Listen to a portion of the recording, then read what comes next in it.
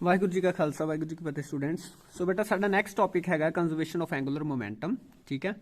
सो जिवें असी linear motion दे विच Newton second law पढ़िया है। ठीक है। दैट इज़ ओदी इक्वेशन असी 9th क्लास पढ़ी है। F is equals to D P by D T delta P by delta T. That is external force applied is directly किसी object से जो असी एक्सटर्नल फोर्स लगाने हैं दैट इज़ उस ऑब्जैक्ट का की होंदा है उहदे विच एक्सलरेशन होता है। F is equals to M A equation के हिसाब से।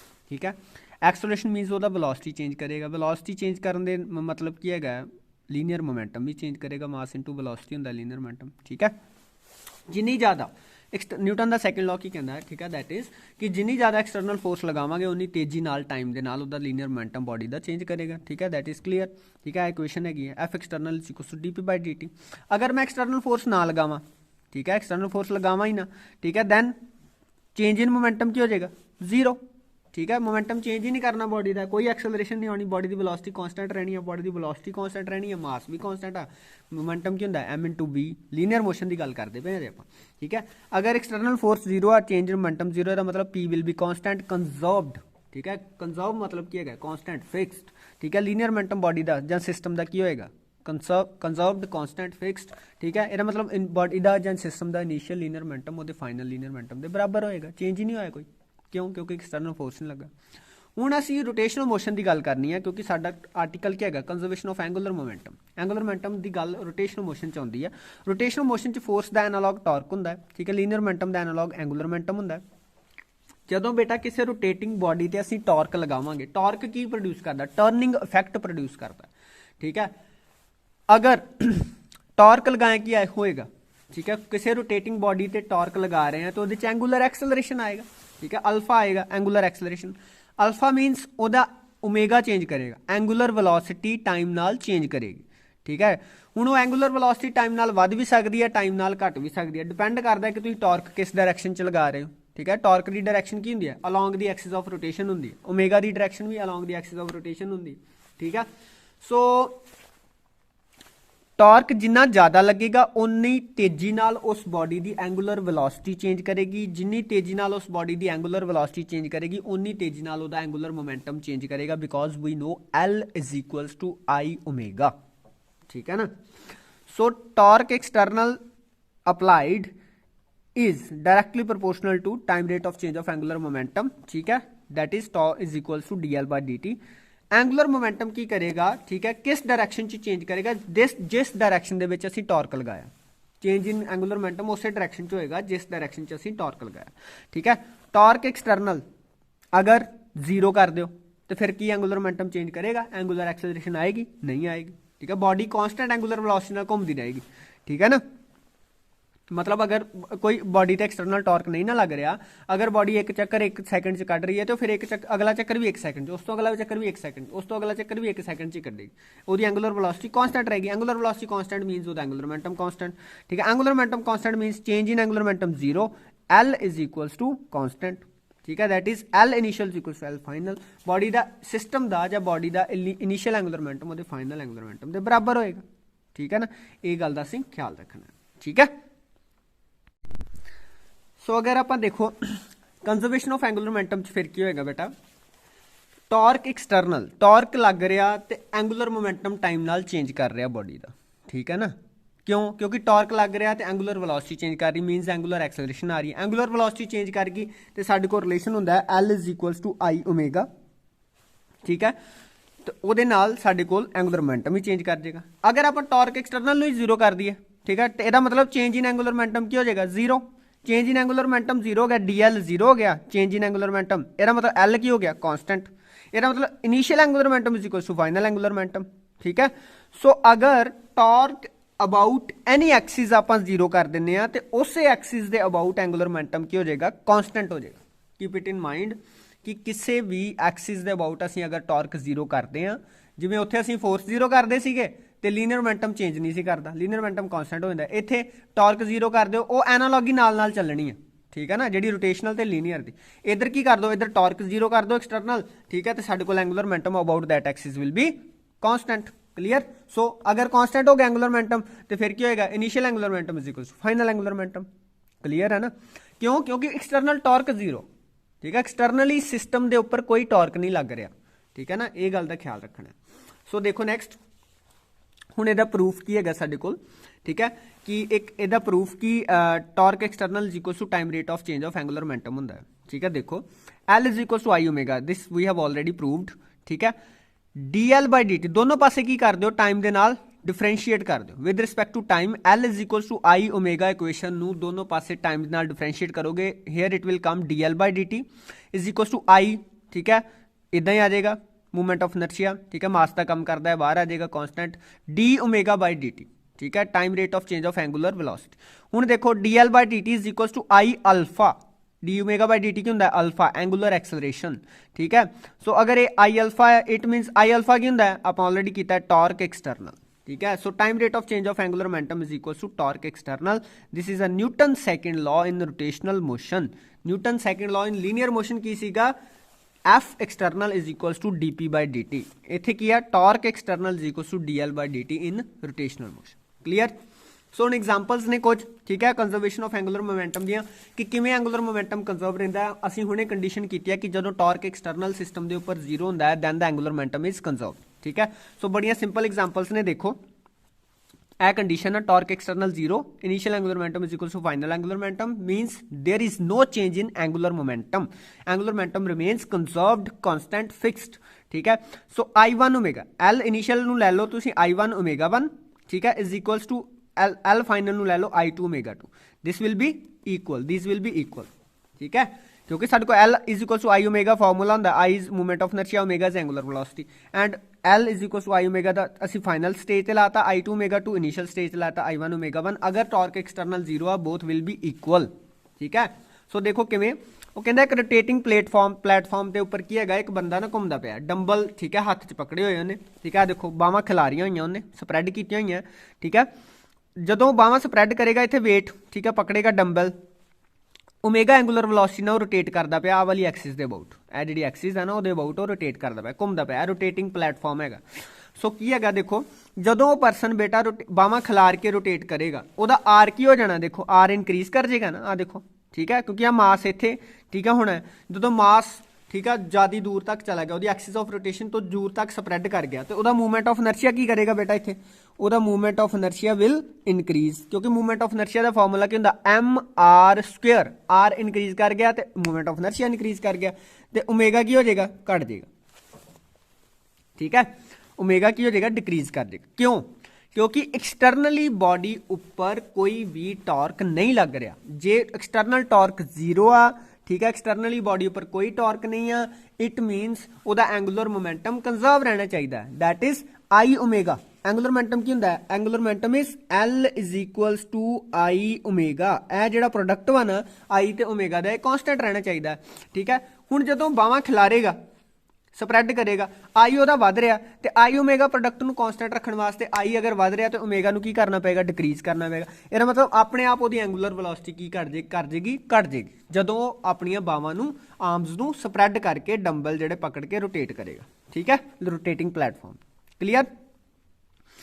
हुण टॉर्क वेट दे करके उहदे अपने वेट दे करके तो कोई टॉर्क नहीं लग रहा, ये तो अंडरस्टूड ही है, ठीक है ना, ਉਹਦੀ ਜਿਹੜੇ ਆਪਣਾ weight डाउनवर्ड mg ਲੱਗ ਰਿਹਾ ਆ ਉਹਦੇ ਕਰਕੇ ਕੋਈ ਟਾਰਕ ਨਹੀਂ ਲੱਗ ਰਿਹਾ, ਠੀਕ ਹੈ। ਸੋ ਦੇਖੋ ਹੁਣ ਨੈਕਸਟ ਜਦੋਂ ਬੇਟਾ ਉਹਨੇ ਬਾਹਾਂ ਆਪਣੀਆਂ ਡੰਬਲ ਜਿਹੜੇ ਆ ਉਹ ਫੋਲਡ ਕਰਕੇ ਆਪਣੀਆਂ ਆਰਮਸ ਨੂੰ ਡੰਬਲ ਆਪਣੇ ਕੋਲ ਲੈਣ ਦੇ, ਸ਼ੋਲਡਰ ਦੇ ਕੋਲ ਲੈਣ ਦੇ, ਠੀਕ ਹੈ, ਰੋਟੇਟਿੰਗ ਪਲੇਟਫਾਰਮ ਉਦਾਂ ਹੀ ਘੁੰਮ ਰਿਹਾ, ਉਦੋਂ ਕੀ ਹੋਏਗਾ ਫਿਰ, ਉਦੋਂ ਆਰ ਜਿਹੜਾ ਹੈ ਆਹ ਵਾਲਾ ਆਰ ਜਿਹੜਾ ਸੀਗਾ ਇਹ ਡਿਕਰੀਜ਼ ਕਰ ਗਿਆ, ਛੋਟਾ ਰਹਿ ਗਿਆ, ठीक है। जदों आर डिक्रीज कर गया मतलब वो जो मास स्प्रैड किया होगा उन्हें अपनी आर्म्स को खोल के वो नेड़े आ गया, जो मास नेड़े आएगा तो M R square I movement of inertia I जो डिक्रीज कर जाएगा, दैट विल डिक्रीज, जदों डिक्रीज करेगा तो ओमेगा की हो जाएगा, एंगुलर वेलोसिटी बढ़ जाएगी। अगर मान लो कोई बंदा, ठीक है, इदा बावां स्प्रैड करके जो घूमता पाया, ठीक है, हुण उन्हें बावां अपनियां, ठीक है, कोल लै आंदियां, जदों उन्हें बेटा बावां कोल लै आंदियां तो की होएगा, ठीक है, वो एंगुलर वेलोसिटी बढ़ जाएगी, एंगुलर वेलोसिटी बढ़ जाएगी, क्यों, क्योंकि मूवमेंट ऑफ इनर्शिया घट, किहड़ी कंडीशन जदों एक्सटर्नल टॉर्क पूरे सिस्टम ते रोटेटिंग प्लेटफॉर्म, सिस्टम किहड़ा इत्थे रोटेटिंग प्लेटफॉर्म प्लस वो मैन जिहड़ा घूमदा पिया, ठीक है, ਉਹਦੇ ਉੱਪਰ कोई एक्सटर्नल टॉर्क नहीं लग रहा, it means if there is no external torque the angular momentum of the body should be conserved. The angular momentum conserve करने वास्ते अगर मूवमेंट ऑफ इनर्शिया डिक्रीज करेगा एंगुलर वेलोसिटी बढ़ेगी, अगर मूवमेंट ऑफ इनर्शिया इनक्रीज करेगा angular velocity घटेगी, ठीक है। ਸੋ ਇਹ ਰਿਟਨ ਦੇ ਵਿੱਚ ਲਿਖਿਆ a man carrying heavy weights in his hands and standing on a rotating turntable can change the angular speed on the turntable. ਕਿਵੇਂ change ਕਰੇਗਾ? ਜਦੋਂ ਅਗਰ ਉਹਨੇ ਆਪਣੀ ਐਂਗੂਲਰ ਸਪੀਡ ਵਧਾਉਣੀ ਆ ਤੇ ਉਹ ਆਪਣੀਆਂ ਬਾਹਾਂ ਨੂੰ ਆਪਣੇ ਕੋਲ ਲੈ ਆਏਗਾ ਕੰਟਰੈਕਟ ਕਰਕੇ, ਉਹਦਾ ਮੂਵਮੈਂਟ ਆਫ ਇਨਰਸ਼ੀਆ ਘਟ ਜਾਏਗਾ ਤੇ ਉਹਦੀ ਐਂਗੂਲਰ ਸਪੀਡ ਵੱਧ ਜਾਏਗੀ। ਅਗਰ ਉਹਨੇ ਐਂਗੂਲਰ ਸਪੀਡ ਘਟਾਉਣੀ ਆ, ਠੀਕ ਹੈ, ਵਧਾਉਣ ਨਾਲੋਂ ਘਟਾਉਣੀ ਆ, ਤੇ ਉਹ ਕੀ ਕਰੇਗਾ? ਆਪਣੀਆਂ ਬਾਹਾਂ ਨੂੰ ਖਿਲਾਰ ਦੇਗਾ, ਸਪਰੈਡ ਕਰ ਦੇਗਾ, ਡੰਬਲ ਜਿਹੜੇ ਉਹਨਾਂ ਨੂੰ ਬਾਹਰ ਲੈ ਜਾਏਗਾ, ਠੀਕ ਹੈ ਨਾ, ਬਾਹਾਂ ਸਪਰੈਡ, ਉਹਦਾ ਆਰ ਵੱਧ ਜਾਏਗਾ, ਮੂਵਮੈਂਟ ਆਫ ਇਨਰਸ਼ੀਆ ਵੱਧ ਜਾਏਗਾ ਤੇ ਐਂਗੂਲਰ ਸਪੀਡ ਕੀ ਹੋ ਜਾਏਗੀ? ਘਟ ਜਾਏਗੀ। ਸਿਮਿਲਰ ਚੀਜ਼ ਇਹੀ ਜਿਹੜੀ ਆ ਇਹ ਬੇਟਾ ਕਿਹਦੇ ਵਿੱਚ ਹੁੰਦੀ ਆ ਸਾਡੇ ਕੋਲ? ਦਿਸ ਹੈਪਨਸ ਇਨ ਪਲੈਨੇਟਰੀ ਮੋਸ਼ਨ। ਪਲੈਨੇਟਰੀ ਮੋਸ਼ਨ ਦੇ ਵਿੱਚ ਕੀ ਹੁੰਦਾ? ਸਨ ਦੇ ਅਰਾਊਂਡ, ਸਾਨੂੰ ਪਤਾ ਹੈ ਕਿ ਤੁਸੀਂ ਛੋਟੀਆਂ ਕਲਾਸਿਸ 'ਚ ਪੜ੍ਹਿਆ, ਸਾਰੇ ਪਲੈਨਟਸ ਜਿਹੜੇ ਇਲਿਪਟੀਕਲ ਔਰਬਿਟਸ ਦੇ ਵਿੱਚ ਘੁੰਮਦੇ ਆ। The sun is situated at one of the foci of ellipse, ਠੀਕ ਹੈ, ਮਤਲਬ ਇਹ ਸਫੈਰੀਕਲ ਔਰਬਿਟ ਨਹੀਂ ਹੁੰਦਾ, ਉਹ ਨਹੀਂ ਹੁੰਦਾ, ਸਰਕੂਲਰ ਔਰਬਿਟ ਨਹੀਂ ਹੁੰਦਾ, ਠੀਕ ਹੈ, ਉਹ ਸਾਡੇ ਕੋਲ ਕੀ ਹੁੰਦਾ? ਇਲਿਪਟੀਕਲ ਔਰਬਿਟ ਹੁੰਦਾ, ਠੀਕ ਹੈ। ਤੇ ਹੁਣ ਜਿਹੜਾ ਇਲਿਪਟੀਕਲ ਔਰਬਿਟ ਆ ਉਹਦੇ ਇੱਕ ਫੋਕਸ ਦੇ ਉੱਤੇ ਕੀ ਹੈਗਾ? ਸਨ। ਹੁਣ ਜਦੋਂ ਇਲਿਪਟੀਕਲ ਔਰਬਿਟ 'ਚ ਸਨ ਦੇ ਦੁਆਲੇ ਦੁਆਲੇ ਪਲੈਨਟ ਘੁੰਮੇਗਾ, ਲੈਟ ਅਸ ਸਪੋਜ਼ ਸਨ ਇੱਥੇ ਹੈ, ਠੀਕ ਹੈ, ਤਾਂ ਇਦਾਂ ਦਾ ਔਰਬਿਟ ਕੁਝ ਆਉਂਦਾ ਹੈ, ਠੀਕ ਹੈ। ਕਿਤੇ ਜਿਹੜਾ ਪਲੈਨਟ ਆ ਉਹ ਨੇੜੇ ਹੁੰਦਾ ਹੈ ਸਨ ਦੇ, ਕਿਤੇ ਉਹ ਪਲੈਨਟ ਕੀ ਹੋ ਜਾਂਦਾ? ਦੂਰ ਹੋ ਜਾਂਦਾ, ਠੀਕ ਹੈ, ਇਦਾਂ ਦਾ ਔਰਬਿਟ ਆਏਗਾ ਕੁਛ, ਠੀਕ ਹੈ। ਜਿੱਥੇ ਉਹ ਪਲੈਨਟ ਦੂਰ ਹੋ ਜਾਏਗਾ ਉੱਥੇ ਆਰ ਵੱਧ ਜਾਣਾ ਹੈ, ਮੂਵਮੈਂਟ ਆਫ ਇਨਰਸ਼ੀਆ ਕੀ ਹੋ ਜਾਏਗਾ? ਸਾਡੇ ਕੋਲ ਇਨਕਰੀਜ਼ ਕਰ ਜਾਏਗਾ। ਜੇ ਮੂਵਮੈਂਟ ਆਫ ਇਨਰਸ਼ੀਆ ਇਨਕਰੀਜ਼ ਕਰੇਗਾ, ਐਂਗੂਲਰ ਵੈਲੋਸਿਟੀ ਕੀ ਹੋ ਜਾਏਗੀ? ਡਿਕਰੀਜ਼, ਠੀਕ ਹੈ। ਜਦੋਂ ਪਲੈਨਟ ਸਨ ਦੇ ਨੇੜੇ ਆਇਆ ਉਹਦਾ ਮੂਵਮੈਂਟ ਆਫ ਇਨਰਸ਼ੀਆ ਕੀ ਹੋ ਜਾਏਗਾ ਬੇਟਾ? ਸਿਸਟਮ ਦਾ ਘਟ ਜਾਏਗਾ, ਠੀਕ ਹੈ, ਕਿਉਂਕਿ ਆਰ ਘਟ ਗਿਆ, ਠੀਕ ਹੈ, ਤੇ ਆਰ ਘਟਣ ਦੇ ਨਾਲ ਸਾਡੇ ਕੋਲ ਕੀ ਹੋਏਗਾ? ਐਂਗੂਲਰ ਵੈਲੋਸਿਟੀ ਜਿਹੜੀ planet the that will increase, ਠੀਕ ਹੈ, ਕਲੀਅਰ। ਸੋ ਦੇਖੋ ਨੈਕਸਟ, ਹੁਣ ਕਹਿੰਦਾ ਇਹ ਚੀਜ਼ ਲਿਖੀ ਹੋਈ ਹੈ ਆਲਰੇਡੀ ਜਿਹੜੀ ਮੈਂ ਐਕਸਪਲੇਨ ਕਰ ਦਿੱਤੀ ਹੈ ਅਗਰ, ਠੀਕ ਹੈ। ਸੋ ਕਹਿੰਦਾ ਸਿਮਿਲਰਲੀ ਡਾਈਵਰ ਜਿਹੜਾ ਇੱਕ ਡਾਈਵਰ, ਤੁਸੀਂ ਸਵਿਮਿੰਗ ਦੇਖਿਓ ਓਲੰਪਿਕਸ ਵਗੈਰਾ ਜਦੋਂ ਟੈਲੀਵਿਜ਼ਨ ਤੇ ਦੇਖਦੇ ਹੋ, ਠੀਕ ਹੈ, ਉਹਦੇ ਜਿਹੜੇ ਇਵੈਂਟਸ ਹੁੰਦੇ ਆ, ਸੋ ਡਾਈਵਰ ਜਿਹੜਾ ਜੰਪ ਕਰਦਾ ਸਪਰਿੰਗ ਬੋਰਡ ਤੋਂ, ਪੂਲ ਦੇ ਵਿੱਚ ਜੰਪ ਕਰਦਾ ਨਾ ਡਾਈਵਰ, ਠੀਕ ਹੈ, ਤਾਂ ਉਹ ਕੀ ਕਰਦਾ? ਸਮਰ ਸੌਲਟਸ ਜਿਹੜੀਆਂ 에ਅਰ ਦੇ ਵਿੱਚ ਕਰਦਾ, ਉਹਨਾਂ ਨੂੰ ਕਰਨ ਵਾਸਤੇ ਅਗਰ ਮੰਨ ਲਓ ਜੰਪ ਕਰੇ, ਠੀਕ ਹੈ, ਸਪਰਿੰਗ ਬੋਰਡ ਇਦਾਂ ਦਾ ਹੁੰਦਾ ਕੁਛ, ਉਹ ਇਦਾਂ ਤੋਂ ਪਹਿਲਾਂ ਜੰਪ ਕਰਦਾ ਉੱਤੇ ਮਾੜਾ ਜਿਹਾ, ਠੀਕ ਹੈ, ਜੰਪ ਕਰਕੇ ਸਿੱਧਾ ਪਾਣੀ 'ਚ ਥੱਲੇ, ਠੀਕ ਹੈ। ਹੁਣ ਉਹ ਸਿੱਧਾ ਅਗਰ ਤੇ ਮੰਨ ਲਓ ਸਿੱਧਾ ਸਿੱਧੀ ਆਪਣੀ ਬਾਡੀ ਨੂੰ ਸਟ੍ਰੇਟ ਹੀ ਰੱਖੇ, ਖਿਲਾਰ ਕੇ ਸਪਰੈਡ ਕਰਕੇ ਰੱਖੇ, ਤੇ ਉਹ ਸਮਰ ਸੌਲਟਸ ਕਰਨ ਦੇ ਨਹੀਂ ਕਰ ਸਕੇਗਾ, ਸਮਰ ਸੌਲਟਸ ਨਹੀਂ ਕਰ ਸਕੇਗਾ। ਤੁਹਾਡੀ ਬੁੱਕ 'ਚ ਡਾਇਗਰਾਮ ਵੀ ਬਣਿਆ, ਠੀਕ ਹੈ, ਇਹਨੂੰ ਦੇਖ ਸਕਦੇ ਹੋ, ਠੀਕ ਹੈ। ਸੋ ਸਮਰ ਸੌਲਟਸ ਨਹੀਂ ਹੋ ਸਕਣਗੇ। ਉਹ ਫਿਰ ਕੀ ਕਰਦਾ? ਜਦੋਂ ਇੱਥੋਂ ਐਂ ਕਰਕੇ ਜੰਪ ਕਰਦਾ ਹੈ ਨਾ, ਉਹ ਆਪਣੀ ਬਾਡੀ ਨੂੰ ਕੰਟਰੈਕਟ ਕਰ ਲੈਂਦਾ, ਇਕੱਠਿਆਂ ਕਰ ਲੈਂਦਾ, ਠੀਕ ਹੈ ਨਾ। ਇਕੱਠਿਆਂ ਕਰਨ ਕਰਕੇ ਕੀ ਹੋਏਗਾ? ਮੂਵਮੈਂਟ ਆਫ ਇਨਰਸ਼ੀਆ ਬਾਡੀ ਦਾ ਕੀ ਕਰੇਗਾ? ਡਿਕਰੀਜ਼। ਮੂਵਮੈਂਟ ਆਫ ਇਨਰਸ਼ੀਆ ਡਿਕਰੀਜ਼ ਕਰਕੇ ਉਹਦੀ ਐਂਗੂਲਰ ਵੈਲੋਸਿਟੀ ਕੀ ਹੋ ਜਾਏਗੀ? ਵੱਧ ਜਾਏਗੀ। ਇਹਦਾ ਮਤਲਬ ਉਨੀਆਂ ਜ਼ਿਆਦੀਆਂ ਜਿਹੜੀਆਂ ਬਾਜ਼ੀਆਂ, ਕਲਾਬਾਜ਼ੀਆਂ ਇੱਕ ਹਿਸਾਬ ਦੀਆਂ ਕਹਿ ਲਓ, ਠੀਕ ਹੈ, ਉਹ ਹਵਾ ਦੇ ਵਿੱਚ ਸਮਰ ਸੌਲਟਸ ਜਿਹੜੀਆਂ ਉਹ ਕਰ ਪਾਏਗਾ, ਠੀਕ ਹੈ ਨਾ, 에ਅਰ ਦੇ ਵਿੱਚ ਬਿਫੋਰ ਟੱਚਿੰਗ ਦਾ ਵਾਟਰ ਸਰਫੇਸ, ਉਨੀ ਜ਼ਿਆਦਾ ਵਾਰ ਘੁੰਮ ਪਾਏਗਾ, ਕਿਉਂਕਿ ਉਹਦੀ ਐਂਗੂਲਰ ਵੈਲੋਸਿਟੀ ਬਾਡੀ ਨੂੰ ਕੰਟਰੈਕਟ ਕਰਨ ਨਾਲ ਵੱਧਦੀ ਹੈ। ਕਿਉਂ? ਕਿਉਂਕਿ ਮੂਵਮੈਂਟ ਆਫ ਇਨਰਸ਼ੀਆ ਘਟਦਾ ਹੈ, because there is no external torque on the body to keep the angular momentum conserved, ਠੀਕ ਹੈ।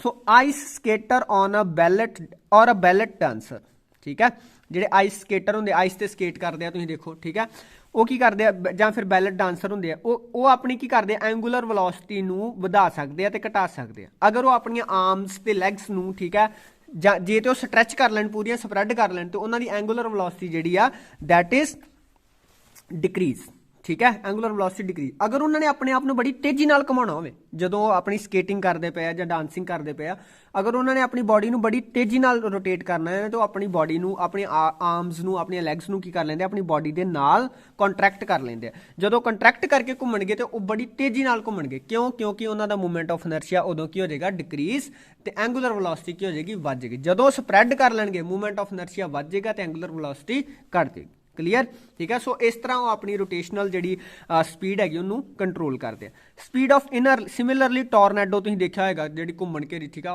ਵੱਡਾ ਸਾਰਾ ਟੋਰਨੈਡੋ, ਠੀਕ ਹੈ, ਉਹਦੇ ਵਿੱਚ ਕੀ ਹੁੰਦਾ ਹੈ? ਜਿਹੜੀਆਂ ਇਨਰ ਲੇਅਰਸ ਹੁੰਦੀਆਂ ਨਾ, ਅੰਦਰ ਵਾਲੀਆਂ, ਉਹਨਾਂ ਦਾ ਰੇਡੀਅਸ ਘੱਟ ਹੁੰਦਾ ਹੈ। ਉੱਥੇ ਜਿਹੜੇ ਮਾਸਿਸ ਰੋਟੇਟ ਕਰਦੇ ਪਏ ਉਹਨਾਂ ਦਾ ਰੇਡੀਅਸ ਘੱਟ ਹੁੰਦਾ ਹੈ, ਠੀਕ ਹੈ। ਸੋ ਉਹਦੇ ਵਿੱਚ ਕੀ ਹੁੰਦਾ ਬੇਟਾ? ਬੜੀ ਤੇਜ਼ ਐਂਗੂਲਰ ਸਪੀਡ ਹੁੰਦੀ ਹੈ। ਬਾਹਰਲੀਆਂ ਲੇਅਰ ਦੀ ਐਂਗੂਲਰ ਸਪੀਡ ਘੱਟ ਹੁੰਦੀ ਆ, ਅੰਦਰ ਵਾਲੀਆਂ ਜਿਹੜੀਆਂ ਉਹਦੇ ਧੁਰੇ ਦੇ ਲਾਗੇ ਅੰਦਰ ਘੁੰਮਦੀ ਪਈ ਹੁੰਦੀ ਨਾ ਹਵਾ, ਠੀਕ ਹੈ, ਜਿੱਥੇ ਮੈਟਰ ਘੁੰਮਦਾ ਪਿਆ ਨਾਲ ਉਹਦੇ, ਠੀਕ ਹੈ, ਉਹ ਉੱਥੇ ਜਿਹੜੀ ਐਂਗੂਲਰ ਸਪੀਡ ਆ that is too much alarmingly high, ਠੀਕ ਹੈ, ਕਾਫੀ ਹਾਈ ਹੁੰਦੀ ਹੈ। ਕਲੀਅਰ, ਠੀਕ ਹੈ। ਸੋ ਨੈਕਸਟ ਬੇਟਾ ਇਹ ਸਾਡਾ conservation of angular momentum topic ਸੀਗਾ। ਇਹ ਐਪਲੀਕੇਸ਼ਨਸ ਜਿਹੜੀਆਂ ਇਹ ਤੁਹਾਨੂੰ ਕਲੀਅਰ ਹੋਣੀਆਂ ਚਾਹੀਦੀਆਂ, ਠੀਕ ਹੈ, ਕਿ ਕਿਉਂ these all the points, 5 points which we have discussed under the conservation of angular momentum's application, ਇਹ ਸਾਰਾ ਕੁਝ ਕਾਦੇ ਕਰਕੇ ਹੋ ਰਿਹਾ? to conserve the angular momentum, because in these all cases the torque external on the system is 0, ठीक है। So next है साडा last topic of this chapter, that is radius of gyration. ठीक है, बड़ा ईजी आ। ठीक है, देखो रेडियस ऑफ जायरेशन, ठीक है, रेडियस ਇਹਦਾ मतलब ये कोई लेंथ होएगी, ठीक है ना, रेडियस होएगा कोई, ठीक है, रेडियस लेंथ ही होंदी है। Radius of gyration of body about its axis of rotation may be defined as, पहला आप थोड़ा रीड कर लिए फिर तुहानू समझाना है, ठीक है। May be defined as the distance from the axis of rotation, कहंदा एक ही है, एक डिस्टेंस आ एक्सिस ऑफ रोटेशन, एक बॉडी रोटेट करती पई है, ठीक है, ओदी एक्सिस ऑफ रोटेशन तो रेडियस ऑफ जायरेशन एक डिस्टेंस वा, ठीक है। अगर केड़ा डिस्टेंस, एक पॉइंट का डिस्टेंस, अगर उस पॉइंट ते असीं मान लीए कि सारे का सारा मास असीं बॉडी का कंसनट्रेट कर दईए ना कि उस पॉइंट ते, ठीक है, तो बॉडी का वो जिहड़ा मूवमेंट ऑफ इनर्शिया आएगा, ठीक है, वो बॉडी दे एक्चुअल मास डिस्ट्रीब्यूशन वाली जिहड़ा मूवमेंट ऑफ इनर्शिया उहदे इक्वल आएगा, ठीक है, that is radius of gyration. ठीक है, तुहानू मैं समझाउंदा फिर क्लीयर होएगा। रेडियस ऑफ जायरेशन की है ज्योमैट्रिक प्रॉपर्टी है बॉडी की, ठीक है, बॉडी की ज्योमैट्रिक प्रॉपर्टी मतलब बॉडी की अपनी शेप, ठीक है, उहदे ते मास डिस्ट्रीब्यूशन ते डिपेंड करती है, एंड बॉडी की एक्सिस ऑफ रोटेशन कित्थे है बॉडी के विद रिस्पैक्ट टू उहदे ते भी डिपेंड करता रेडियस ऑफ जायरेशन।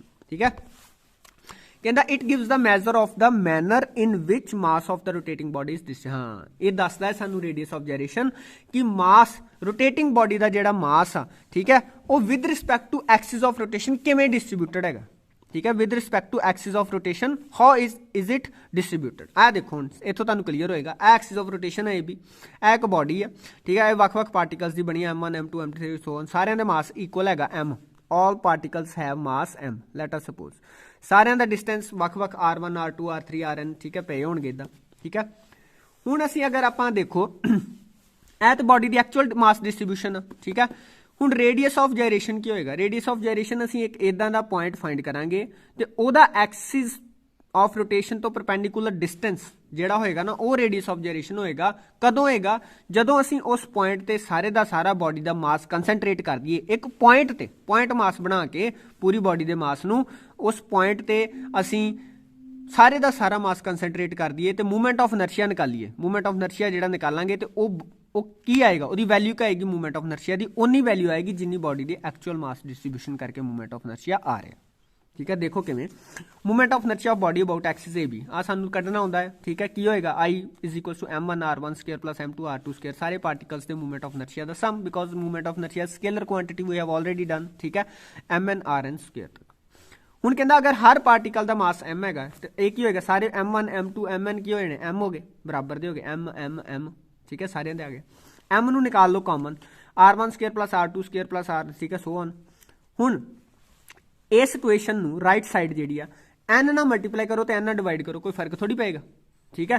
N नाल मल्टीप्लाई करता, किन्ने पार्टिकल्स आ बॉडी च N, ठीक है, सारिਆਂ ਦਾ मास M, ठीक है, N नाल मल्टीप्लाई N नाल डिवाइड, ठीक है। हुण जदों M इंटू N करोगे, M N पार्टिकल्स आ बॉडी च, ठीक है, M हरेक दा मास आ ते पूरी बॉडी दा मास नहीं आ जाएगा M multiply N, capital M पूरी बॉडी दा मास, ठीक है। इधर क्या आ गया R1 square plus R2 square plus so on Rn square दा डिवाइडेड बाय N, ठीक है।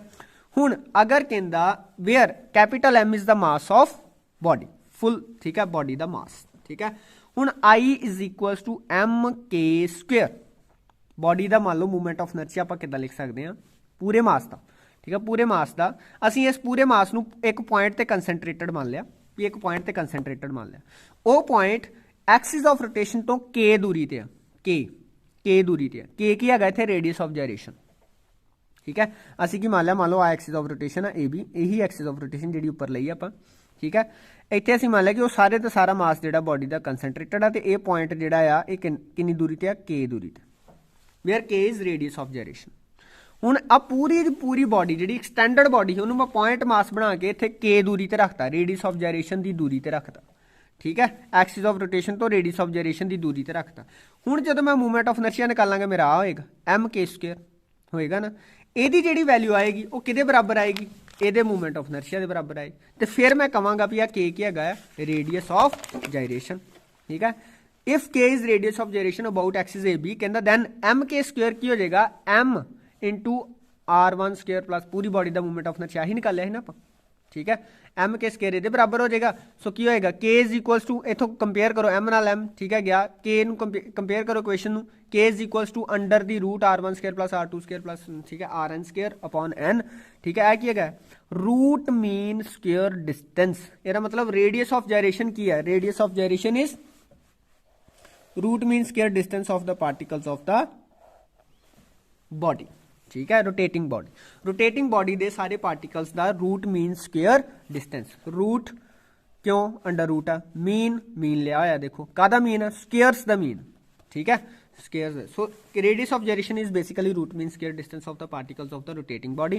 केड़े फैक्टर्स ते रेडियस ऑफ जायरेशन बॉडी दा डिपेंड करता है, it is position and direction of axis of rotation, ठीक है, कि बॉडी दी एक्सिस ऑफ रोटेशन दी पोजीशन की है, ठीक है, ओदी एक्सिस ऑफ रोटेशन दी डायरेक्शन की है, distribution of mass about the axis of rotation, body दी जिहड़ी एक्सिस ऑफ रोटेशन है ओदे अबाउट बॉडी दा मास किवें distributed, how is it distributed, clear, ठीक है। सो ये चीज़ों का ख्याल रखना, ठीक है। So this chapter theory portion is over, rotational motion का थ्योरी पोर्शन ओवर है, ठीक है। ये जो बेटा न्यूमेरिकल्स, ठीक है, असाइनमेंट ने मैं तुम्हें प्रोवाइड कराँगा, ठीक है, तुम्हें मैं दसांगा भी किहड़े न्यूमेरिकल करने हैं, ठीक है। सो अज की ऑनलाइन क्लास भी आप करांगे, ठीक है। सो डिस्कस करते हैं सारा, ये डाउट्स प्रॉब्लम्स सारे लेने हैं, ठीक है। So next we will do in next video. Waheguru ji का खालसा, वाहिगुरू जी की